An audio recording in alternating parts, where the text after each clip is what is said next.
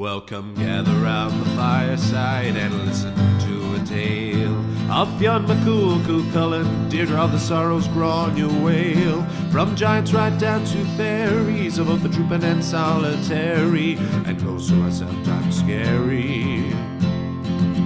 Anything goes by the fireside. Yeah.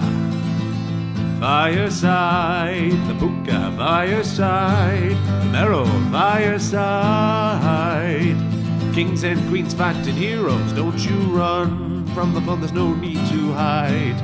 Sit by the fireside.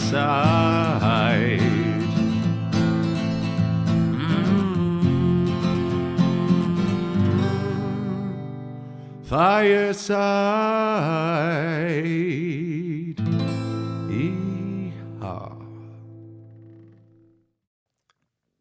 They made her a grave too cold and damp for a soul so warm and true. And she's gone to the lake of the Dismal Swamp, where all night long by a firefly lamp she paddles her white canoe. And her firefly lamp I soon shall see, and her paddle I soon shall hear. Long and loving our life shall be, and I'll hide the maid in a cypress tree when the footstep of death is near.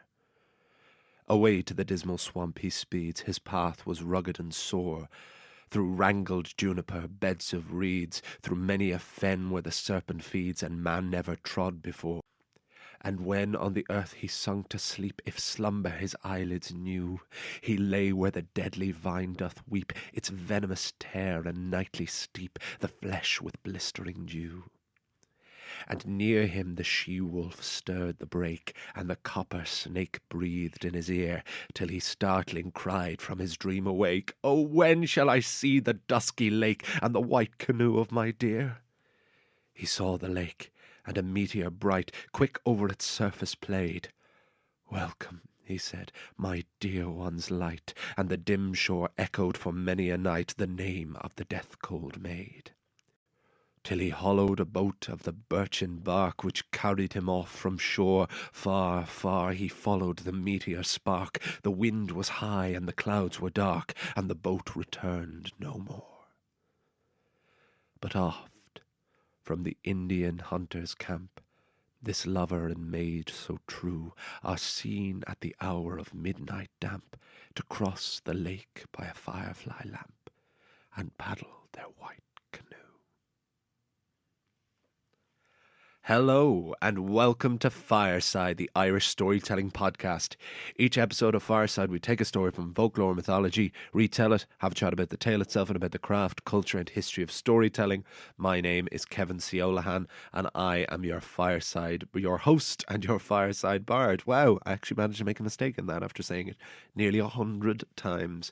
Welcome to episode 96 of Fireside. This is Fireside of Horror Part 2.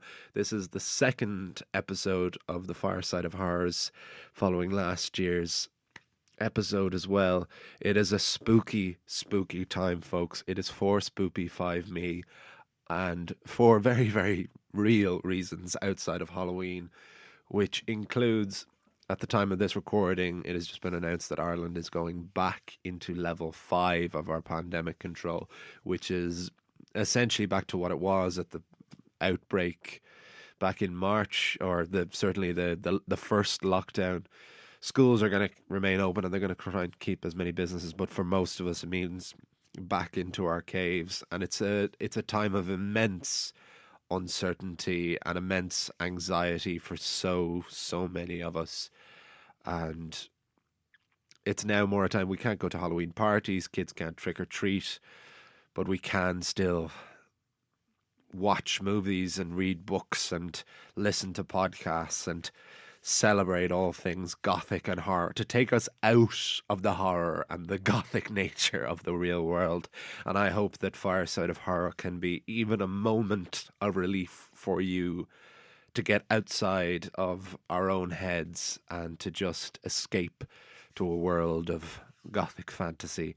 And like we did last year, the Fireside of Horror is going to take a slightly different approach in that instead of adapting a story from folklore and mythology, I'm going to explore some of the weird and wonderful inspirations in poetry and verse and literature and song to do with Halloween. And our first piece was what opened the episode there, which was the Ballad of the Lake of the Dismal Swamp, which is just a wonderful, wonderful title. That is by the Irish poet Thomas Moore, who was most known as a songwriter, as a lyrics writer. He wrote the Minstrel Boy and The Last Rose of Summer. He was from Dublin, but he's very deeply associated with Wicklow, with my home, because of a song called, or it was a song or a poem, I think it was a song, called The Meeting of the Waters, which is a place in County Wicklow, just outside Rathdrum, where my father is from. And there is a statue dedicated to Thomas Moore. And so when I was researching Samhain poetry or Halloween poetry, particularly Irish Halloween poetry, as there's a strong case that the Irish invented Halloween or originated Samhain, certainly the Celtic feast that the Christian church then appropriated into Hallows Eve and then into Halloween. And this was the best piece that I found when looking up, researching Halloween poetry and Halloween Irish poetry. It is based on a true story. Thomas Moore was lecturing in Norfolk in Virginia in America, and this was a story he had heard. This was a folk legend around Norfolk of a young woman who paddled out into a lake and never returned, was presumed drowned, and her husband went mad with the grief and became convinced that his lover was still alive and returned to the lake and thought that he saw his lover still paddling her white canoe out there, and he paddled out to her and he drowned himself. And so Thomas Moore reinterpreted this as this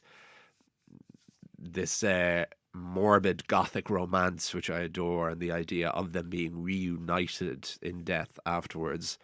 And I just thought it was a really lovely way to ease us into the eerie, ghostly nature of Halloween. And I thought it was a fantastic poem, and all the more resonant because I wanted to try and keep it as Irish as possible and all around Ireland, because this is an Irish storytelling podcast, absolutely.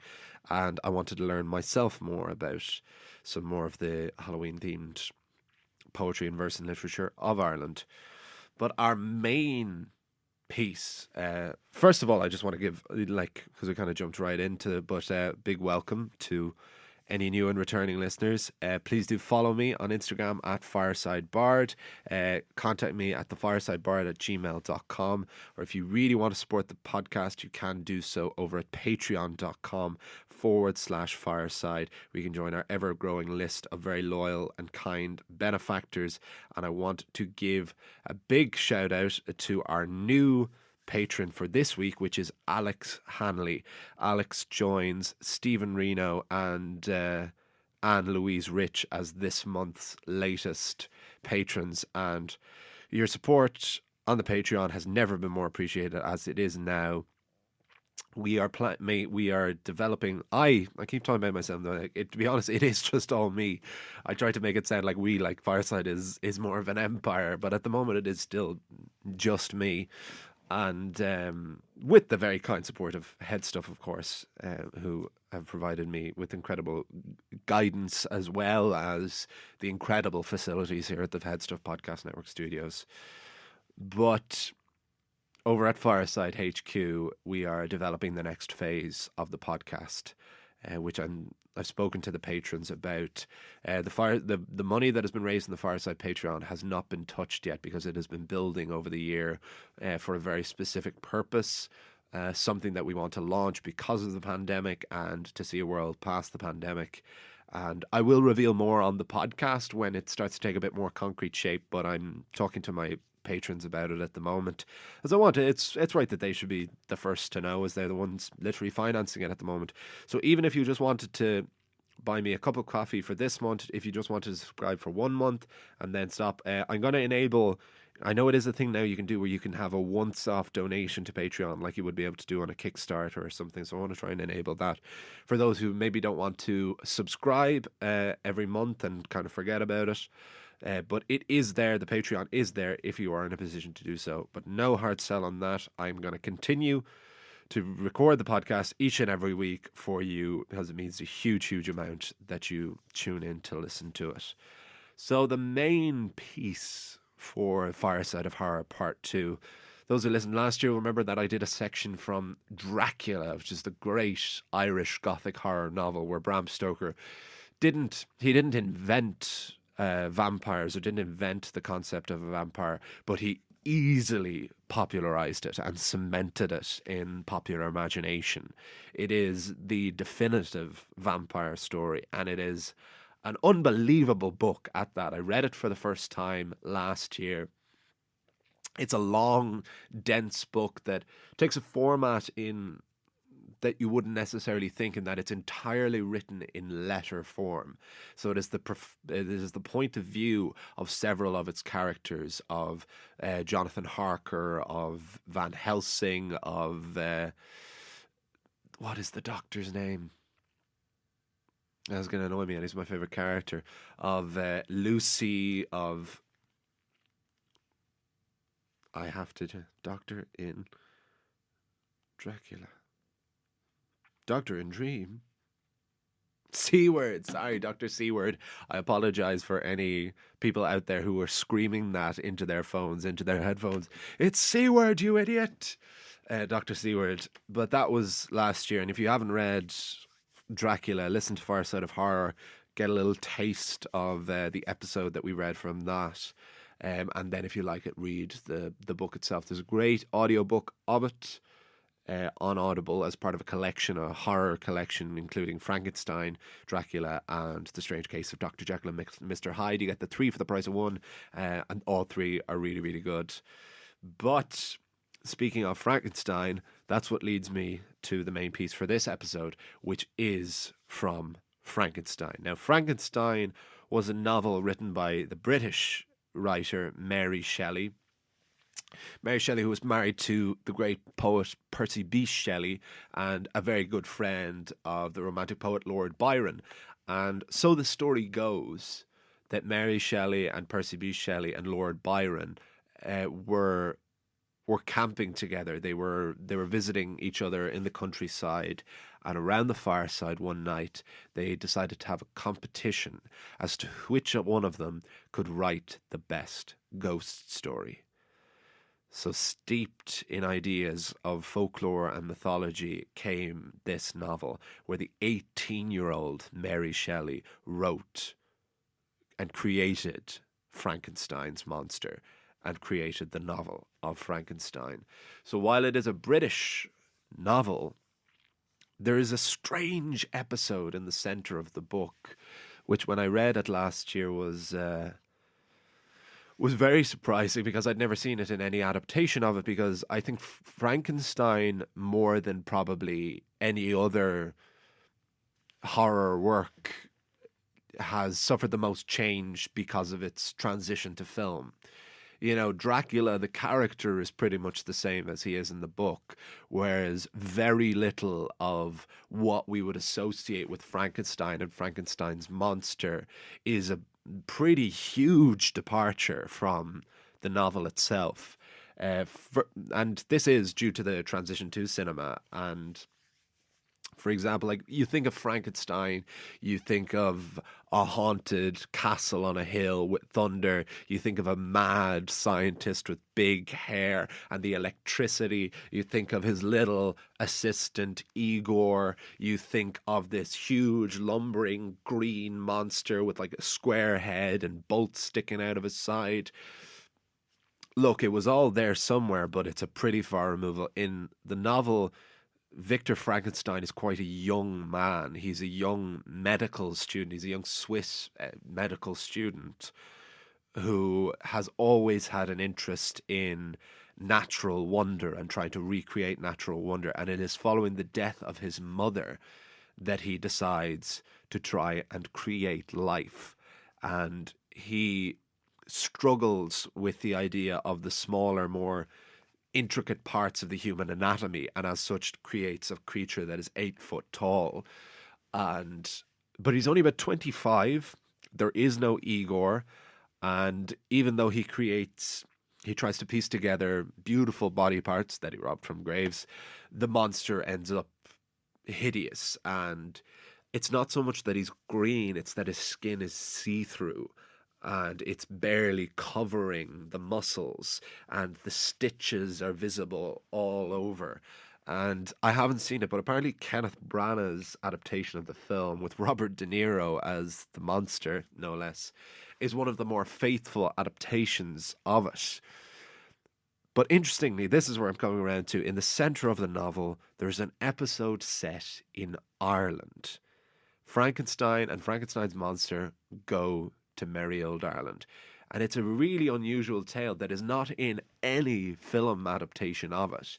Because I should say, like, the reason the mad scientist and all that, where you can see where it was based on, but how it became so, how it spiraled and snowballed into what we would naturally associate Frankenstein with now, came with the transition to cinema, and with Boris Karloff as the famous actor who played the original Frankenstein and played him in loads of those original movies.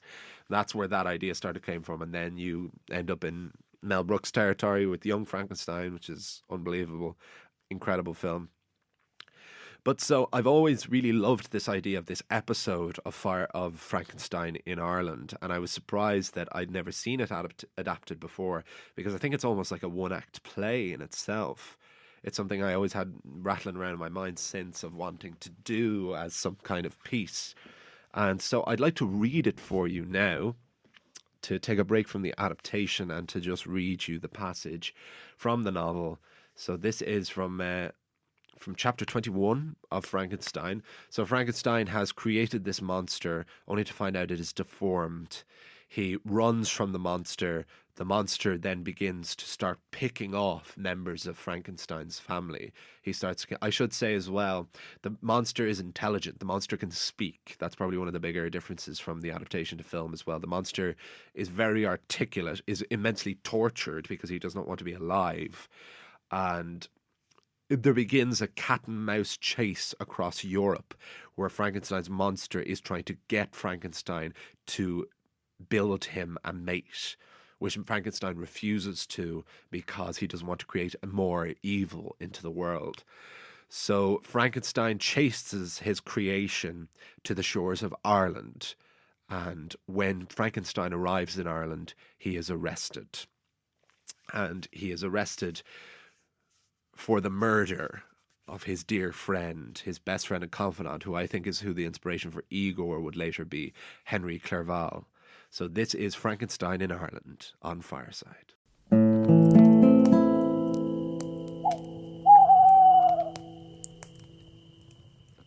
Frankenstein, or The Modern Prometheus, by Mary Shelley.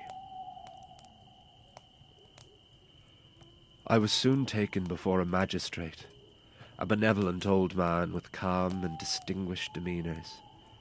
Nevertheless, he looked at me with a certain gravity, and then, turning to the people who accompanied me, he asked who were the witnesses of the affair. 6 men showed up. The magistrate appointed one of them, who gave me his testimony. He said he was out fishing the evening before with his son and his brother, Daniel Nugent, but about 10 o'clock, after observing that the north wind was getting up, they preferred to return to port. It was a moonless night, extremely dark. Instead of docking on the harbour, they anchored as usual in a cove more or less 2 miles below. He was the first to set off with part of the fishing gear, while his companions followed him at some distance. As he walked along the shore, he had struck something with his foot and sprawled out on the ground. His companions had rescued him, and by the light of their lanterns they had realized that he had fallen on the body of a dead man, to all appearance. At first they thought it was the corpse of a drowned man thrown back to the sea on the shore, but later they noticed that the man's clothes were not wet, and even that the body was not quite yet cold. They immediately transported him to the house of an old woman who lived nearby and tried in vain to resuscitate him. Everything seemed to indicate that it was about a young man who must have been around 25 years old.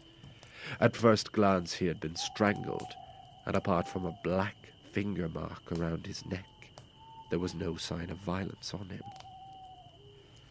The first part of this deposition did not concern me at all, but when the fingerprint was mentioned, I remembered my brother's murder and felt extremely shaken up. My limbs were shaking, a veil covered my eyes, and I had to lean on a chair to hold myself back. The magistrate watched me attentively, and of course, my attitude did not bode well. The fisherman's words were confirmed by his son, but when Daniel Nugent spoke, he categorically stated that just before his companion fell, he had seen a boat where there was only one man a short distance from the shore. And as far as it was possible to judge by the light of the few rare stars, this was the same boat that I had docked in. Then, a woman who lived near the beach and had stood on the threshold of her house to watch for the return of the fishermen said that an hour before she was informed of the discovery of the body, she had seen a boat having only one man on board very close to the shore, not far from where the body had been found. The woman to whom the sinners had brought the unfortunate victim confirmed the facts. The body was not cold. They had laid him on a bed and rubbed him. Although the young man was dead, Daniel had gone to town to fetch an apothecary. Several other people were asked about my birthing. They agreed that as a result of the northerly wind which had picked up in the middle of the night, it was almost certain that I had drifted for many hours and had been forced to come back very close to my starting point. In addition, they pointed out that I had probably brought the body from another place, and, probably not knowing the coast, I had reached the port. Not knowing how far the city was from where I was, I had deposited the corpse. After listening to these statements, Mr. Kirwan wished to lead me into the room where the body had been placed, pending burial. He probably wanted to realize the effect that the spectacle would have on me. The idea had probably occurred to him that when I had shown great excitement as the circumstances of the murder were being described, so I was taken to the inn, escorted to the magistrate and by other people. The strange coincidences of that fateful night could not fail to impress me.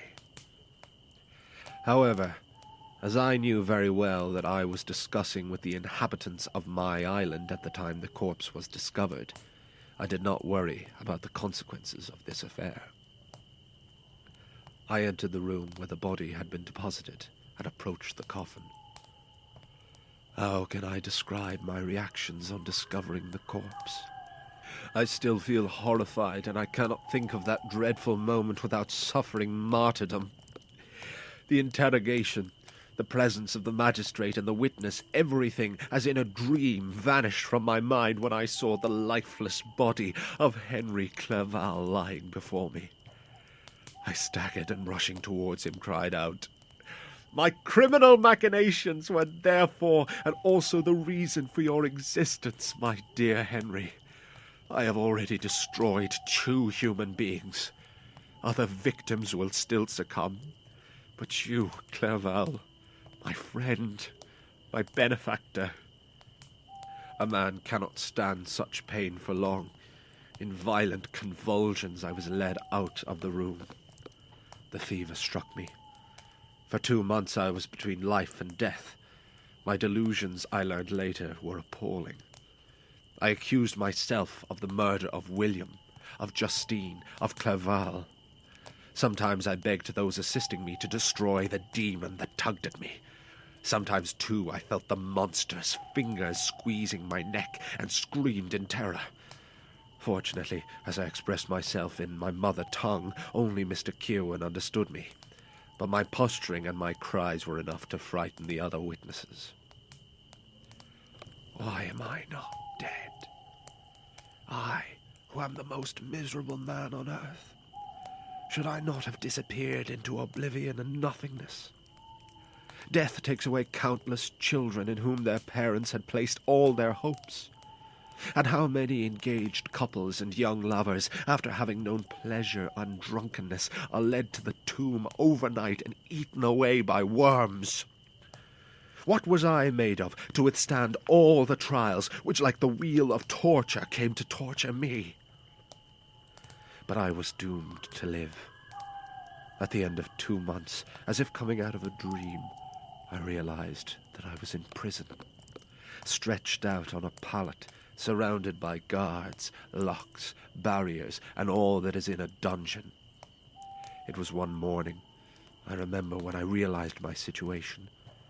I had forgotten the details of the events I had experienced, and it only seemed to me that a great disaster had befallen me. But as I looked around and saw the barred windows and the smallness of my dungeon, it all came back to me, and I shuddered with grief. The noise woke up an elderly woman who was sitting on a chair next to me. She was a nurse, the wife of one of the jailers. His features expressed all the vices that characterize the race of people. The lines of his face were coarse and rough, like those of people accustomed to seeing my misery without ever being moved by it. The tone of his voice reflected the utter indifference. She spoke to me in English, and her intonation struck me as if I had already heard from her in the depths of my delirium. "Are you feeling better now?" she asked me. I answered her in the same language, in a weakened voice. "I think so. But if all this is true, if this is not all a dream, then I regret I am still alive and feeling so much pain and so much horror." "For that, yes," replied the old woman. "If you want to talk about the gentleman you killed, I think you should have been better dead, because I have the impression that we are going to be hard on you. But that's none of my business. I am here to care for you and to help you get well, and I conscientiously fulfill my office. It would be nice if everyone knew the same." I turned away in disgust from this woman who was capable of speaking such inhuman words to me, who had just escaped death. But I still felt weak, unable to think about everything that had happened. All the events of my life seemed to have been dreams. Sometimes I also wondered if it was true, because nothing presented itself to my mind without obvious clarity. As these blurry images became clearer, I became more feverish. Darkness crowded around me. There was no one by my side to speak to me in a soft, loving voice. No hand to help me. The doctor would come and prescribe remedies which the old woman was preparing for me. But the first showed me indifference, and on the face of the second was reflected only harshness. Who, apart from the executioner who was paid to hang me, could be interested in the fate of an assassin? These were the ideas that crossed my mind. However, I soon learned that Mr. Kirwan had taken the best care of me. He had made sure that my jail was the most suitable in the prison, but it was still very miserable, and that I could be helped by a doctor and a nurse. It is true that he did not come to see me often. Although he was eager to alleviate the sufferings of a human being, he doubtless did not want to witness the torments and lamentable ramblings of an assassin. He therefore came from time to time to see that I was not neglected too much, but his visits were brief and very short. One day, as I was gradually recovering, I was sitting on a chair, my eyes half open, my face as livid as that of a dead man, plunged into my own misery, and I said to myself that it was better that I die rather than find a world where everything reminded me of my misfortunes. At the same time, I was planning to declare myself guilty and submit to the tests of the laws, as Justine had done, even though she was innocent. As these thoughts occurred to me, the door to my cell opened, and Mr. Kirwan made his appearance. His face expressed sympathy and compassion. He sat down on a chair next to me and spoke to me in French. "I'm afraid this place will put you off," he said. "Is there anything I can do to you that will improve your lot?" "Thank you. But all that doesn't matter to me. I could never again on this earth receive comfort. I know that the sympathy of a stranger risks being without effect on someone like you, stricken with such a curious disgrace, but I hope that you will be able to leave this place of misery, because I have no doubt that we will succeed in finding a testimony which will exonerate you of this crime. This is the last of my worries. By a strange combination of circumstances, I have become the most miserable of mortals. Tortured and tortured as I have been and as I am, can I still fear death? Nothing, in fact, is more dreadful or sadder than everything that has happened recently. As a result of a freak accident, you were dumped on this shore, renowned for its hospitality, and soon arrested with charge of murder. And the first thing we put in front of your eyes is your friend's body, inexplicably killed and somehow placed by some demon in your path. As Mr. Kirwan spoke, despite the disturbance of recalling my suffering, I was greatly surprised to learn that he knew so much about me. I guess he read the astonishment on my features, because he hastened to add, "After you fell ill, all the papers that were on you were brought to me. I have examined them so that I may uncover any information which might acquaint your family with your plight and your condition. I found a few letters, and, among others, one from your father." Immediately I wrote to Geneva. Since I sent my letter, 2 months have passed, but you are still mad, and even now you are trembling. You must be free from all emotion. It would be 1,000 times more painful to wait. Tell me who died. What another murder I must cry now. Your family is doing well, Mr. Kirwan said kindly, and there is a friend here who has come to visit you. I don't know the reason why this idea came to me, but at that moment I thought it was the murderer who had come to taunt me and make me responsible for Clerval's death in order to push me again to satisfy his satanic desire. I put my hand in front of my eyes and let out a cry of despair. "Oh, hunt him! I can't see it. For God's sake, don't let him in." Mr. Kirwan looked at me confused.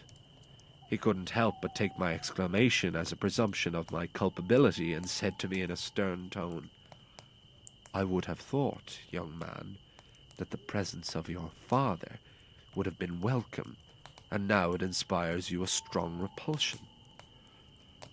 "My father!" I cried, as though all the muscles in my face relaxed and my confusion subsided. "So my father has come. What a wonderful man! But where is he? Why isn't he hurrying?" My change of attitude surprised the magistrate and pleased him. No doubt he thought that my exclamation had only been a fleeting return of my delirium, and again he became affable. He got up and left the room with the nurse.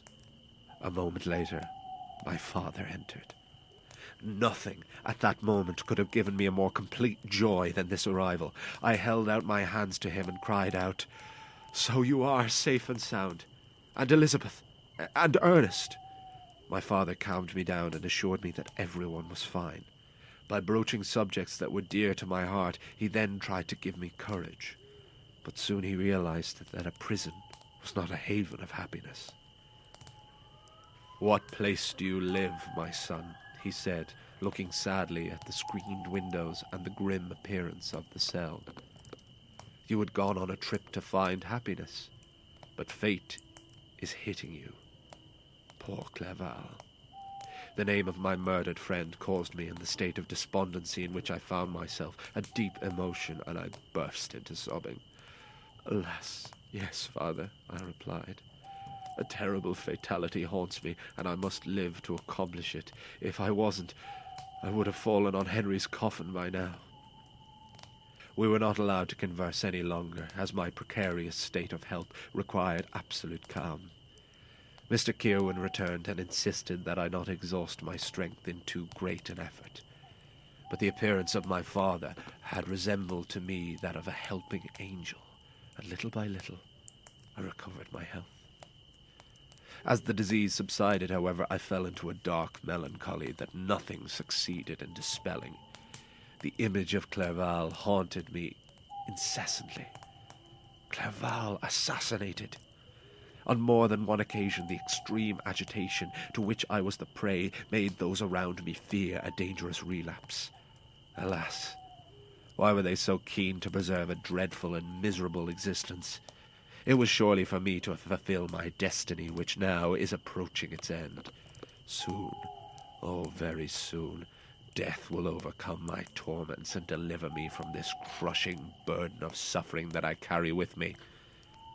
And once justice is executed, I will know rest. Although it was constantly present in my mind, death still seemed far away.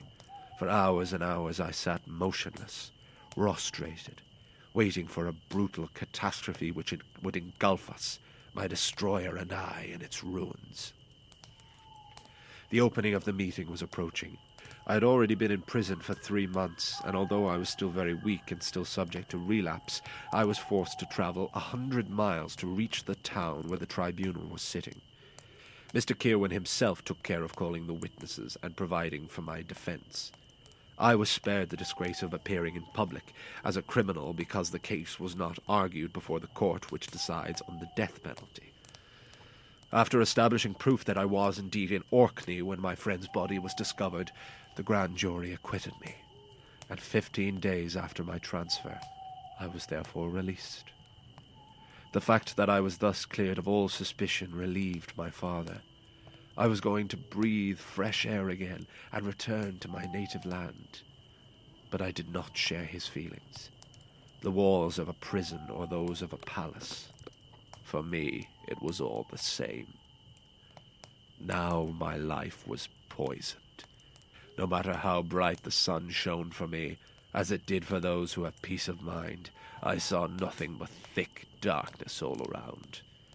I could not see any light except that reflected by 2 horrible eyes, and sometimes it was also Henry's eyes, darkened by death, the dark sockets half hidden by the eyelids and the fringes of the eyelashes, and still sometimes they were the mistress's damp and nebulous eyes as I had first seen them in my room in Ingolstadt.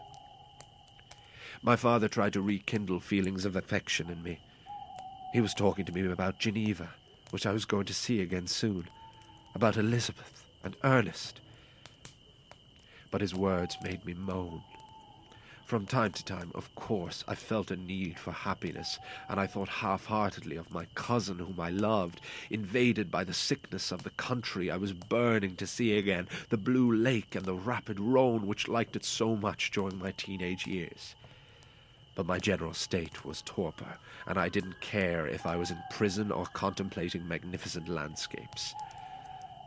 My studies were crossed only by fits of anguish and despair. And in those moments I thought only of ending my days, and I would undoubtedly have committed this violent act if I had not been the object of rigorous surveillance. However, I still had a duty to accomplish, and this memory finally got the better of my selfish despair.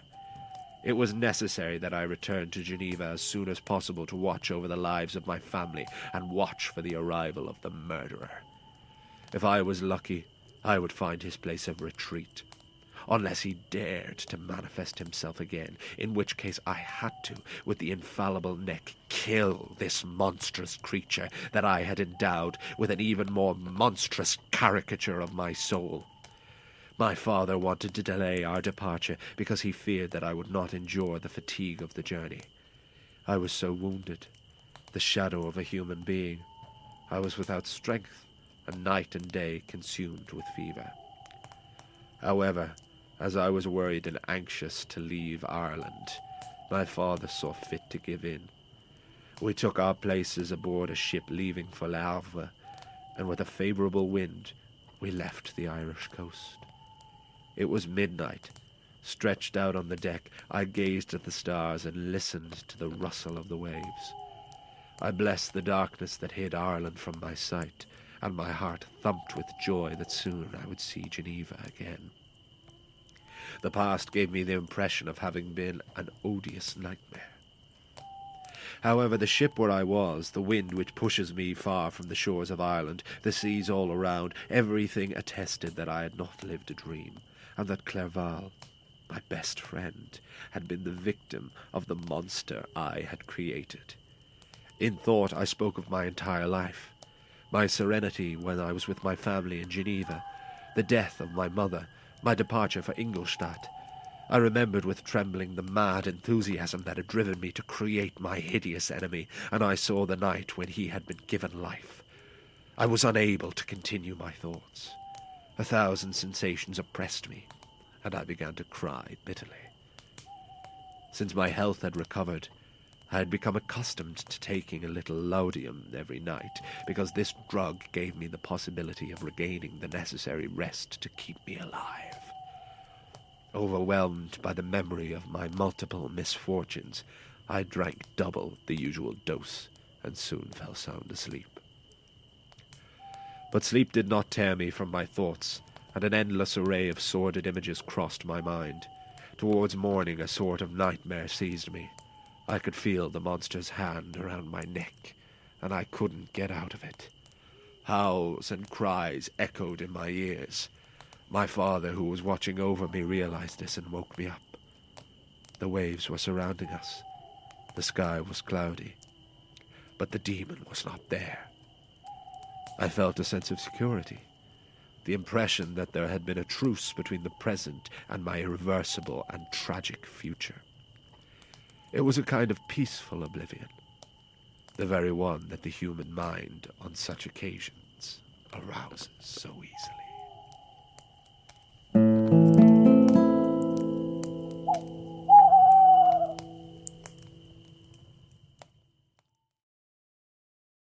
Folks, as you all know, Fireside is a proud son of the Headstuff Podcast Network, which is Ireland's largest network of independent podcasts and a loving home for the creative and indeed the curious. There are so many other podcasts I could recommend to you on the network, some of which inspired me to approach Headstuff myself. Here's a taste of one you might enjoy. What is Dubland? We have to explain what Dubland is. The Dubland podcast is an eternally pregnant woman. I mean, I've been pregnant 3 times. Yeah, but you've been pregnant since I met you. Right, okay. Hanging out with a neurotic middle-aged toddler, and the way that those two people from very opposing sides of the world see the world around them. Is that it? I Is think that a that's good it. explanation Yeah, of that's it? a very good explanation. You can listen on Spotify, you can listen on iTunes, you can listen on the Headstuff Podcast Network. We're on the Headstuff Podcast Network. Shove your Dubland podcast up your ear holes. And that is Frankenstein in Ireland on Fireside. I hope you share this as well. It is just so deliciously gothic is really the only phrase for it. I mean, with this novel, Mary Shelley invented the science fiction genre. It is considered the first great science fiction novel from 1818. That's how early we're talking here. But it is, of course, fundamentally a gothic novel. And there's evidence here, and it certainly was when I felt like I was wrenching myself like a wet cloth, that why gothic horror, we still read it, why this is still such an immensely readable novel, that I don't find it dated in any way. And it's because while we know that gothic romance and gothic horror, like Wuthering Heights and Dracula as well, while we know that they're melancholy and melodramatic and mellow everything, we relish in that. We want to feel these things from them. And this episode, it still is one of I do think it stands alone. The only thing, so again, Henry Clerval is Frankenstein's best friend who travels around with him. He kind of takes the place of the Igor character.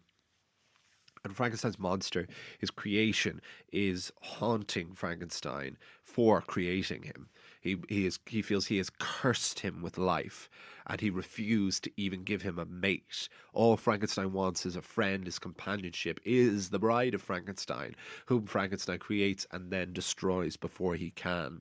And this infuriates the monster even more. And Frankenstein's monster wants to pick off Frankenstein's love and family one by one.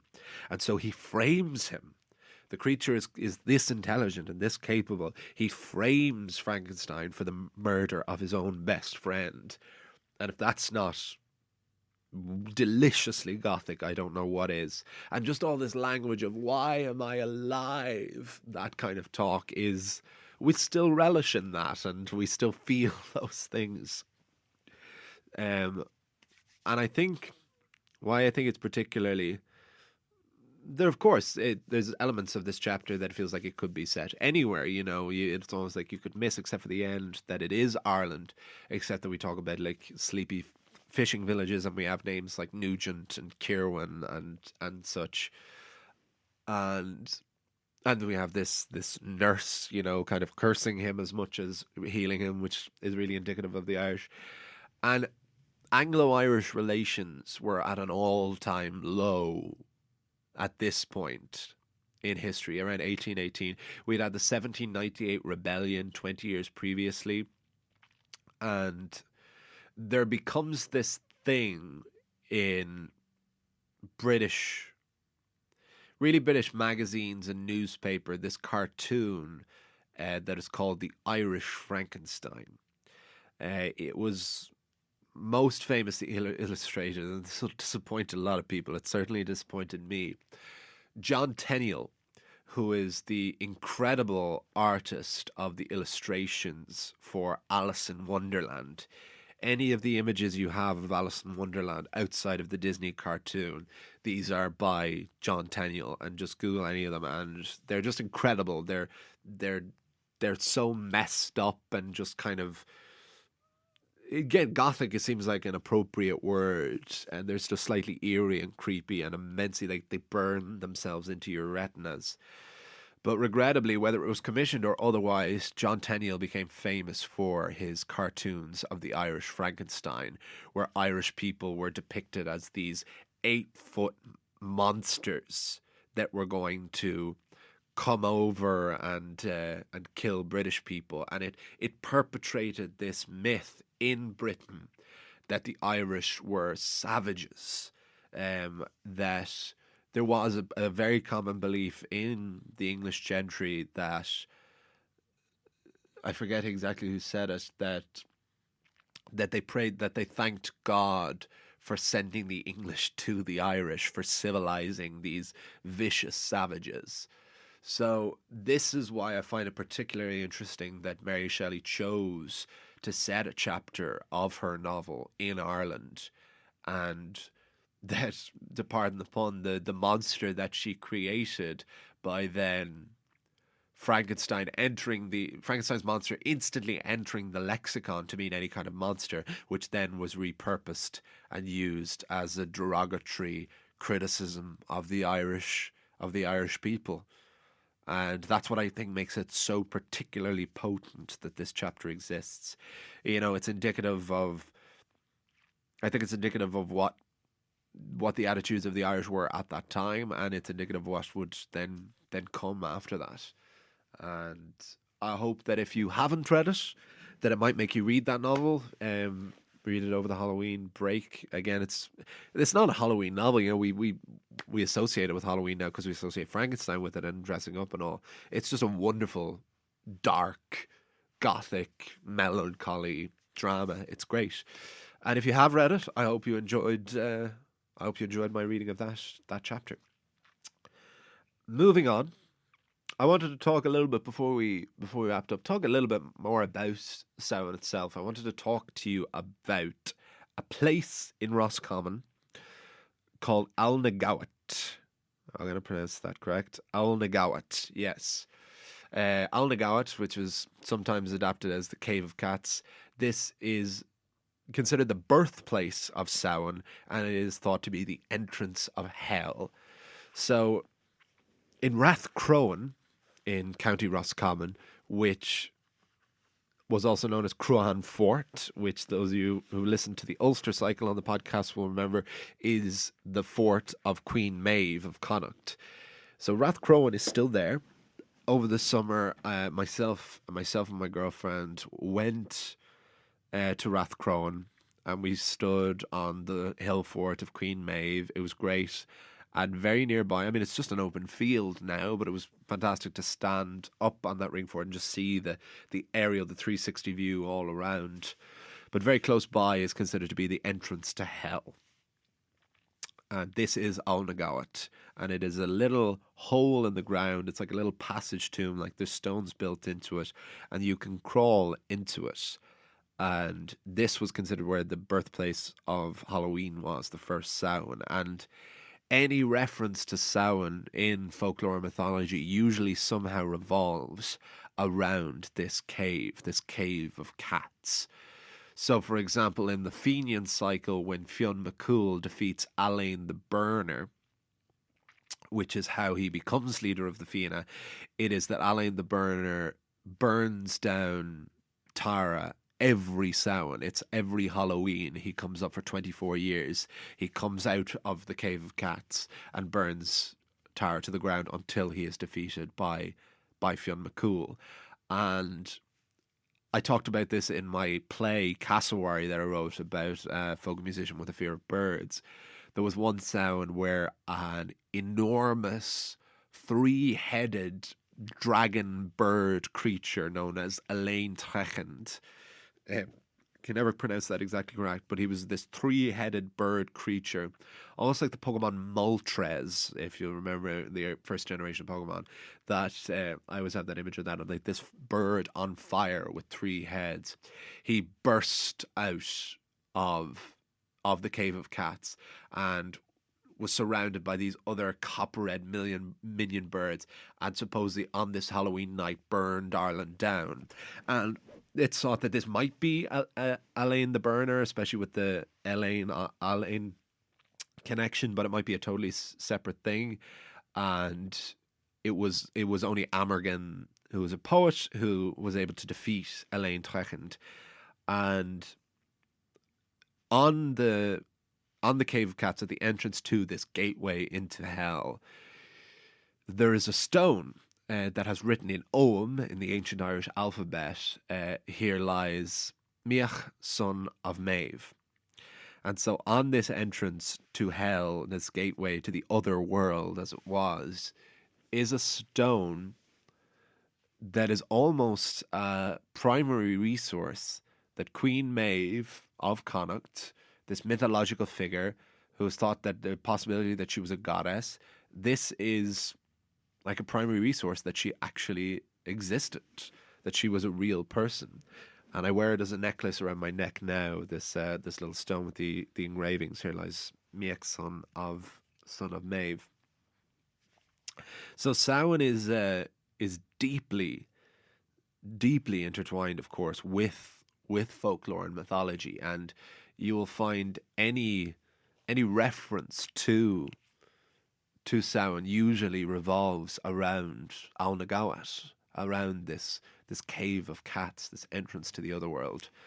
And yes, we went into it, myself and Anna, we climbed into the Cave of Cats, and it was really spooky in there. It's really cramped, and the best thing about it is it's hard to find. It's not marked by like touristy signs. There's no like tour to it. Well, you can get a tour to it from Rathcrowan Village, but you have to walk down this long path, and it's like through kind of farms, and it's still really, really preserved, and it's just in a field, and you just have to stumble upon it, and it's so natural and so as it was for that very reason. And it's an immense.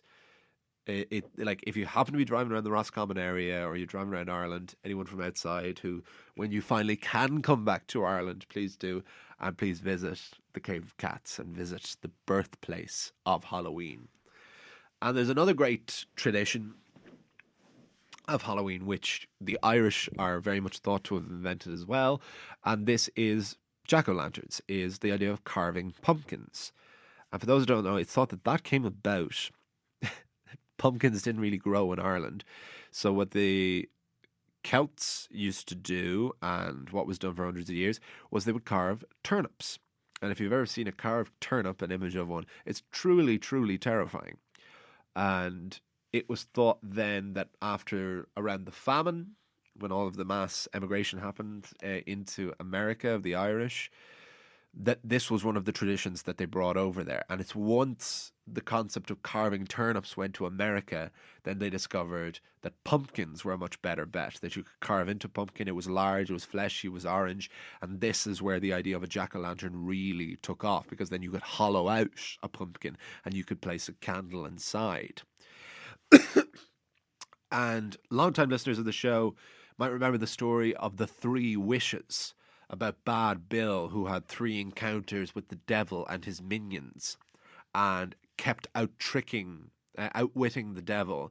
And then when he went up to heaven at the end, he was denied entrance to heaven by St. Patrick and was sent down to hell, and was denied entrance to hell by the devil for having tricked him so much. And because of this, Bad Bill was cursed to wander the lands of Ireland, and he just with a lantern to hold, and he became known as Will-o'-the-Wisp. And a will-o'-the-wisp is a phenomenon that happens in bogs where there will just be a spontaneous burst of flame coming out of the bog somewhere. It's really mysterious and really bizarre and a wonderful, wonderful natural phenomenon. And their way of explaining this was that this was Bad Bill. But there's another version of that story where he is known as Jack. And it is the same story, that he is denied entrance to heaven and to hell and is only given a lantern to walk around with. And he was known as Jack of the Lantern, or Jack-o'-lantern. And that is as concrete proof as you'd want of a concept, of an idea originating in a country. You know, we wouldn't have, like, Jack-o'-lantern feels like a lad you went to school with. But so, yes, if you want to, after you listen to this, you haven't listened to it at all, or maybe you haven't listened to it in a while, check out the 3 Wishes, because it is indirectly another Halloween tale. But to finish up, because it's been a very long episode, but it's a Halloween special, it's Samhain, it's pandemic, it's the world is on fire. And I wanted to give you an extra long one while we could. I want to finish with a song. There's lots of Christmas songs. It's very hard to find Halloween songs, I found. Last year I did A Wheela Wheela Walia, which is the cave of the... Sorry, checking the message. The Tale of the Woman in the Woods, which I kind of repurposed, but I thought it kind of worked. But we have... I managed to find an actual Halloween song. And it turns out that it's really well recorded. It's been adapted a lot of times. Sting even did an adaptation of it. The folk group Peter, Paul and Mary. There's a couple of different names it's known as. It's known as A Souling, the Soul Song, Soul Cake. And it is... I suppose I'll just sing it and let me know what you think. But here is our Halloween song, the Souling Song.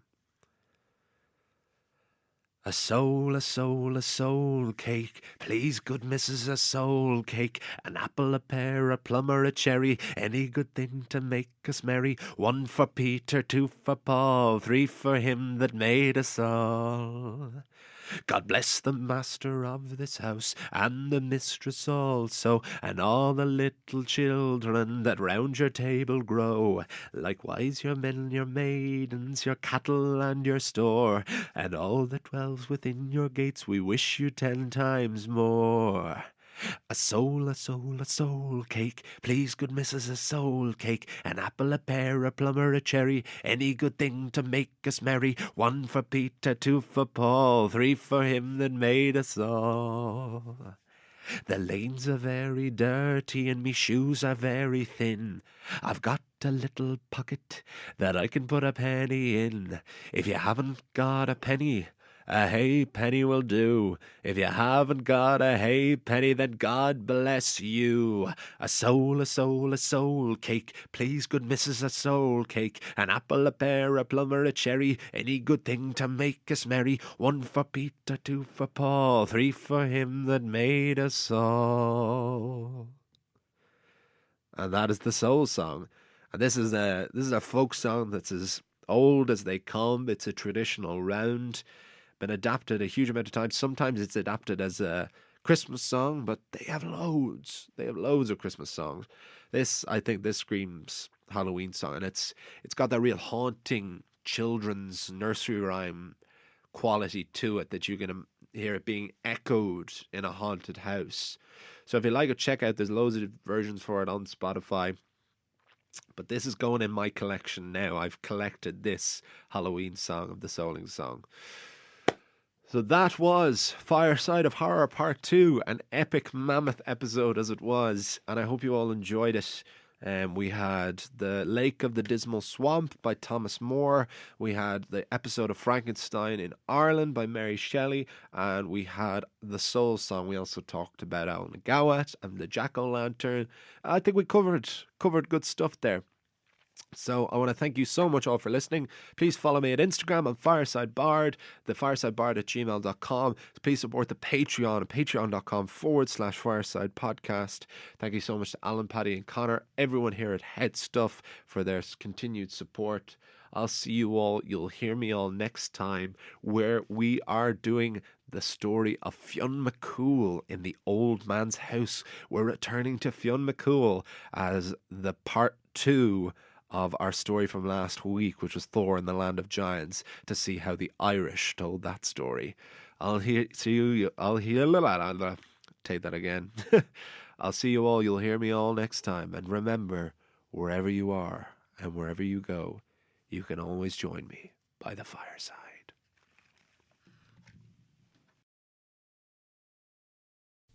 This podcast is part of the Head Stuff Podcast Network.